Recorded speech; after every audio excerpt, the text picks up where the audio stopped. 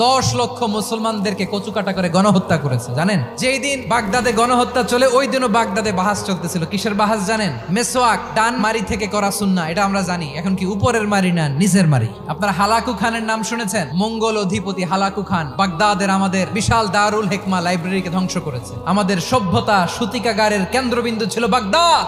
সে দারুল হিকমা library জ্বালিয়ে পুড়িয়ে এই সব দামি দামি বইগুলো, আমাদের দামি দামি ঐতিহাসিক তুরাসি ক্লাসিক বইগুলোকে দজলা নদীতে ফেলেছে। পুরা দজলা নদী কালো হয়ে গিয়েছে। 10 লক্ষ মুসলমানকে গণহত্যা চালিয়ে এই রক্তের বন্যা যখন দজলা নদীর পানিতে মিশে গিয়েছে, দজলা নদীর পানি লাল হয়ে গিয়েছে। বিশ্ব যখন এগিয়ে চলেছে, আমরা তখন বসে বিবি তালাকের ফতুয়া খুঁজেছি কোরআন হাদিস চষে।